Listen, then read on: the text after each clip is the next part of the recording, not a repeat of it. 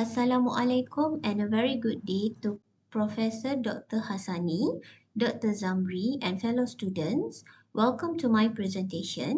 My name is Nur Fadila binti Ahmad. I had chose the topic of the current development on combating corruption in the Malaysian government procurement. Government procurement frequently encounters issues with corruption, embezzlement, and abuse of power. There is always a risk that an individual in a position of trust during the procurement process will commit this serious crime. This article aims to determine whether open tender can reduce the issues of corruption in government procurement instead of direct negotiation. The determination is based on an analysis of the types of government procurement and the weaknesses in government procurement, as well as a discussion of the issues that occur and the measures taken to address the problem. This study mainly adopts a qualitative approach, namely the doctrine of analytical and legal research, as its framework through content and analysis methodologies in analyzing the material used. The findings of this study reveal that the direct negotiation mode was reported to have the highest public procurement issues. Due to that, the open tender should be strongly supported to ensure transparency and fairness in public procurement, and direct negotiation should be strictly prohibited except in clearly defined emergencies. However, the number of issues for open tender projects is also high.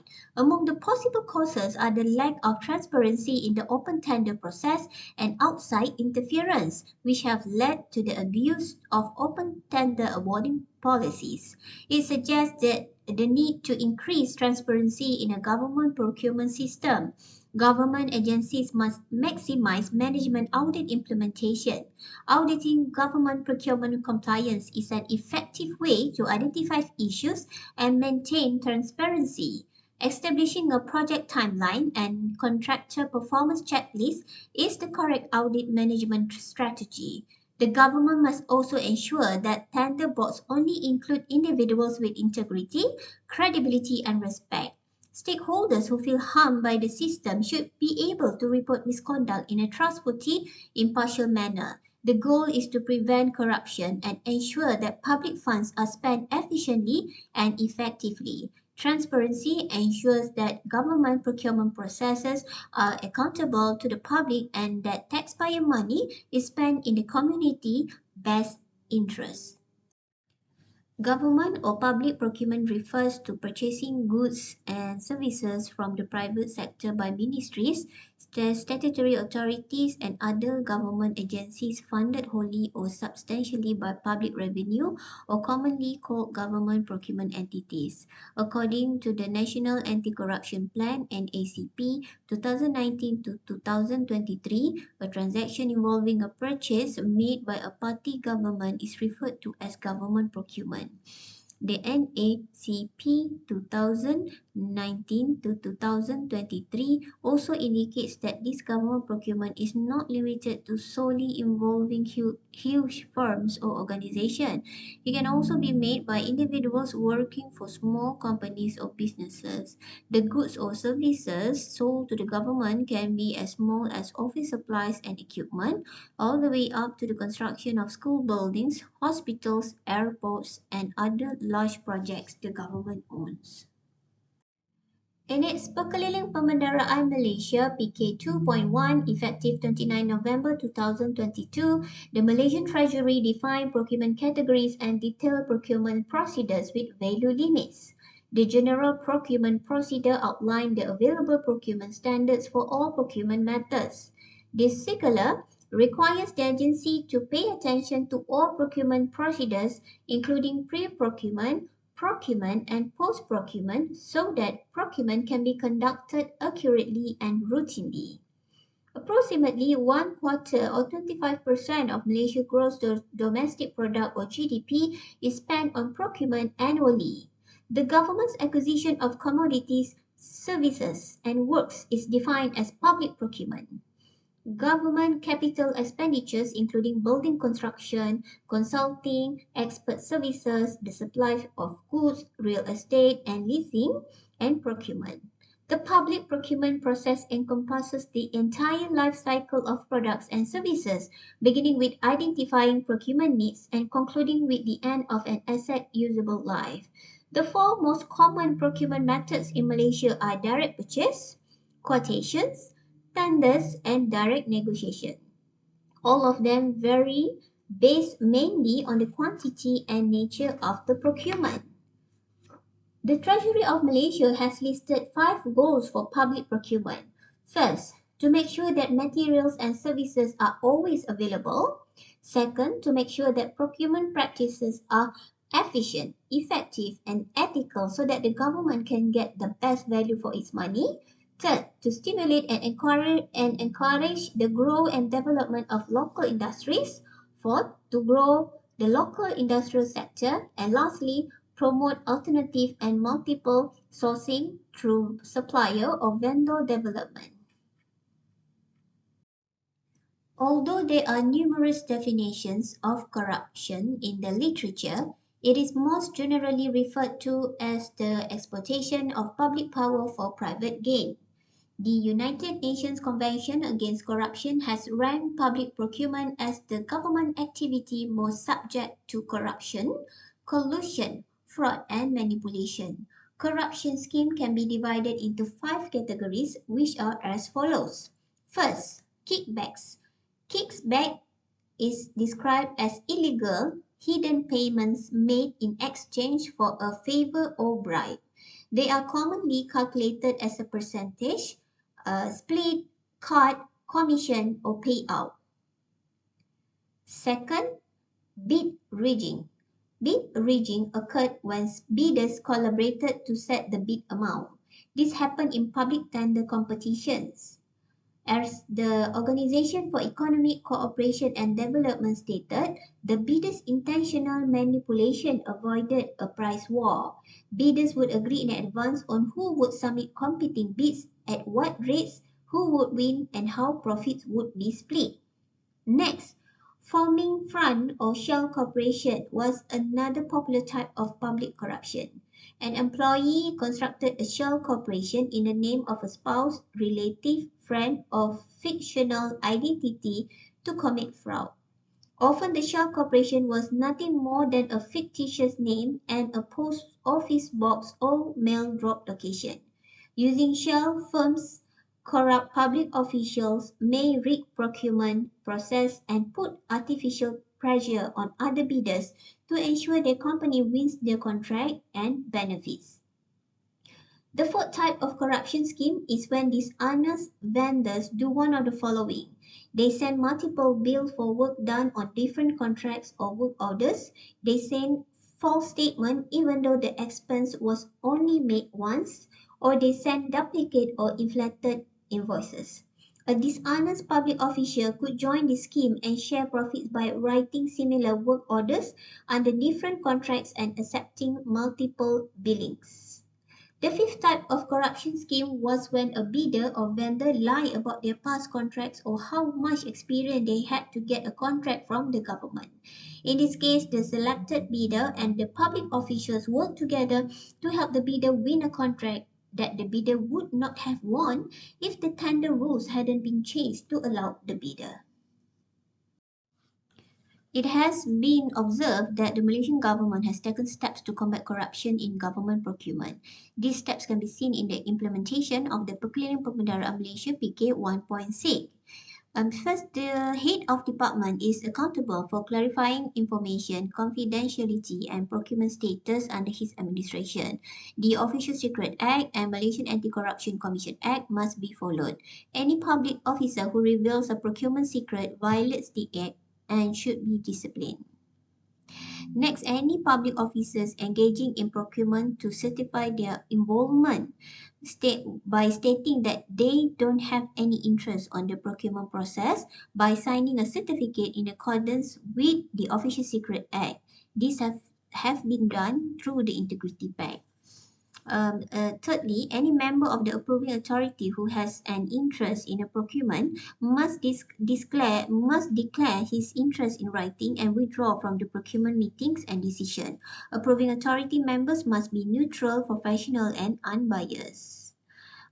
Next, the issuance of the Prime Minister Department Action Guidelines on support received from government leaders, influential individuals, or any person regarding government affairs, which issued on 8 March 2010, or any regulation regarding it in force, must be followed strictly by the agency if the integrity of the government's procurement process is to be maintained at all times. The agency must include warning clauses about corruption offences in procurement invitation documents, letters of acceptance, and contract documents during the preparation phase. This aligns with government efforts to prevent and curb corruption in government procurement. According to the Procurement Pembendaraan Malaysia PK 1.6, the Integrity Pact aims to increase integrity and transparency in government procurement, avoid budget leaks, and minimize power abuse. The Integrity Pact is a self-undertaking not to be provide bribes to secure a contract, speed up government procurement, or engage in bid rigging pacts. Prime Minister Datuk Sri Anwar Ibrahim states that questionable procurement practice and approvals must stop without a formal tendering process. According to the Prime Minister, the public sector cannot allow for corruption and information leaks. Due to that, Datuk Sri Anwar has announced that the 7 billion granted for flood mitigation projects will not be continued and will be reviewed. The Prime Minister stated this because it was approved through direct negotiations rather than a tender. Furthermore, the amount in dispute is substantial. Regardless of how the flood situation is solved, there must be a transparency. This orders given by Datuk Sri Anwar Ibrahim is supported by a few people. That is the first one. It is supported by Tan Sri Azam Baki, the head of MACC, where he said that measures taken by the Prime Minister would have eliminated cronyism and fight corruption. He said that when it comes to matters of the Treasury, there are already rules that everyone involved in the tender process must follow. Tan Sri Azam Baki said that giving out contracts to direct negotiations wasn't always bad but could lead to power abuse and graft.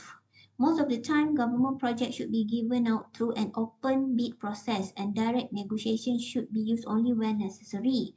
Even when direct negotiations are required, they should be done straightforwardly to ensure no corruption or misuse of power. Next, the opinion above also is supported by Muhammad Mohan, President of Transparency International Malaysia, where he stated that the Prime Minister Datuk Sri Anwar Ibrahim calls to stop approval for procurements of projects without tender was a good move to level the playing field and promote transparency, competitive bidding and good governance. Still, more steps are needed to playing field and promote transparency, competitive bidding and good governance. Still, more steps were needed to stop corruption. The projects must be carried out through a proper bidding process after the procurement. The project must be started and finished on time within budget with close monitoring of milestone and quick action if problems arise. He also said that holding case in charge of the projects accountable were essentially if fund missing. Next, according to Cynthia Gabriel, the Executive Director of the Centre to Combat Corruption and Cronyism, the government procurement process is more susceptible to corruption. About 42.8% of complaints to the MACC are about the process. She urged the government to make a law about independent access to information and set up a public service ombudsman panel as long-term ways to make sure that the government contracts are open and fair. This will make it possible to get complaints in real time and fix problems in procurement quickly. However, according to Datuk Sri Tuan Ibrahim Tuan Man, who used to be the Minister of the Environment and Water, he said that the Prime Minister Datuk Sri Anwar Ibrahim shouldn't think that all direct negotiation projects are wrong or illegal. Um, The Prime Minister must know that expediting flood mitigation negotiations is not a procurement error. For emergency projects, direct negotiations are needed. As Prime Minister, he should not see all direct negotiations as illegal. He knows that many critical projects must be done quickly to prevent disasters and losses, which must be accomplished through direct negotiation or selected tenders. All financial regulatory process must comply with the Ministry of Finance procedures and guidelines. So, based on the three perspectives provided by the MACC, the Transparency International Malaysia, and the Center to Combat Corruption and Cronyism above, it is recommended that no procurement be made through direct negotiation and but be made through open tender, which is an excellent recommendation to avoid corruption and abuse of power by public officials and the companies involved. However, there must be requirements for direct negotiations to be permitted. Things like floods, landslide, and earthquakes that are considered emergencies or crises should be allowed and approved by the Prime Minister, the Deputy Prime Minister, and the Chief Minister. Nevertheless, this must be accomplished transparently and with independent control of the procurement process. It is not improper to award projects through direct negotiations, provided that the process is carried out with complete transparency and honesty. The projects may involve national interest concern, emergencies, or situations where inaction might have negative implications.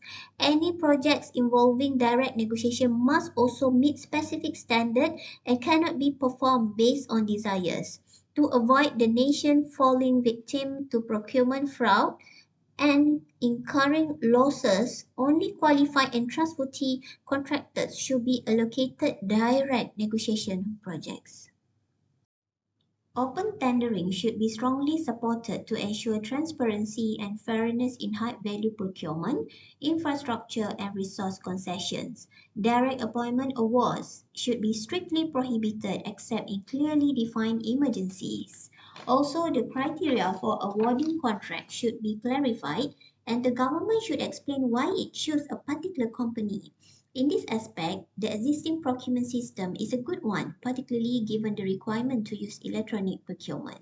One of the primary reasons for an open tender is to promote and foster a culture of integrity among all parties involved. However, this may not achieve its objective if it still has elements of corrupt practice. Despite the advantages of procuring projects through open tender, the number of issues in public procurement for open bid projects is also high. The possible causes are the lack of transparency in the open tendering process and outside interference, which have led to the abuse of open tender awarding policies. A study found that when it comes to public procurement, the principle of transparency is not followed nearly as much as it should be. There are few recommendations has been made. First, it is recommended that procurement planning and details concerning contractors and suppliers who fail to perform their tasks be made public. It also suggested that outside observers, such as people from the Auditor General Office or the MACC and relevant trade association, be allowed to attend procurement board meetings. Second, enhancing the rules of conduct and integrity among public servants. This is as the second recommendations. Public service, like any other carrier, has an ethical code that must be followed. The development of a code of ethics provides public officials with standards that are easier to understand and follow in accordance with the uniqueness of each public organization in terms of duties and responsibilities. Thirdly, the government may consider establishing guidelines or specific laws regarding transparency in respect to certain government activities, such as public procurement. This is due to the fact that improving the transparency of government procurement activities is the correct path for the government to take in order to increase its public accountability. Next, the The fourth recommendation, the department handling procurement should have an administrative review system to promote objective bidder selection. An unbiased external auditor should detect and reveal local political, business, and legislative influence in procurement process. The committee should also perform spot checks on contractors to ensure that they are not Alibaba contractors. Constant task monitoring is required for quality. Frequent checks and discussion between clients and contractors would guarantee jobs are done to specifications, reducing abandoned projects. Lastly, training ensures a smooth and speedy tender procedure. Top senior officials experienced with government procurement must train and guide new officers. This applies to e-procurement officers and accountants. The officer must know all procurement legislation and process. Officers must be exposed to numerous procurement issues, papers, and agreements. Rules are insufficient, especially when law enforcement mechanisms need to be improved. Effective monitoring can help establish norms. Transparency International has created and implemented monitoring techniques to promote transparency and access to information. The monitoring procedure should also include an annual external audit. Management audits have been used by some government agencies. This approach examines the administration of government agencies for compliance with all rules, regulations, and procurement procedures. Transparent procedures were essential, and any issues required the procurement officer to check treasury instructions, circulars, etc. The timeline for each project must be determined, and a checklist for tracking contractor performance must be created. The Monitoring and Control Division of the Ministry of Finance monitors procurement procedures and may form specific task group to investigate complaints. The Finance Minister decides on complaints. Audits are another type of review method. Internal audit units or division exists in all Malaysian procurement agencies to detect procurement rule infractions. Internal audit units have been formed in a few ministries, for example, the Treasury Internal Audit Unit in the Ministry of Finance, Internal Audit Unit in Ministry of Communications and Digital, Internal Audit Division in Ministry of Foreign Affairs, Internal Audit Unit in Ministry of Transport, Internal Audit Unit in Ministry of International Trade and Industry, and Internal Audit Unit in Ministry of Tourism, Arts and Culture. In conclusion, appropriate training of procurement officers, the development of multidisciplinary and multi-party assessment committees, rotation policies for procurement officers and contractors, and accountability and report procedures are crucial in combating corruption and increasing transparency. The government entities must make the best use of management audit implementation. The monitoring procedure should also include an annual external audit. Management audits have been used by some government agencies. This approach examines the administration of government agencies for compliance with all rules, regulations, and procurement procedures. Transparent procedures were essential, and any issues required the procurement officer to check treasury instruction circular and etc. The timeline for each project must be determined, and a checklist for tracking contractor performance must be created. In addition, the government must ensure that some transparent protocols and procedures allow only individuals with high integrity, credibility, and respect to serve on tender boards. There should be a reliable, impartial way for stakeholders who feel wronged by the system to report wrongdoing. The stakeholders must also be aware of the various grievance resolution process accessible to them. And lastly, the goal is to prevent corruption and ensure that public funds are spent efficiently and effectively. This type of transparency is critical to ensuring that public procurement processes are accountable to the public and that the public can trust that their tax contributions are being spent in the community's best interests. Thank you.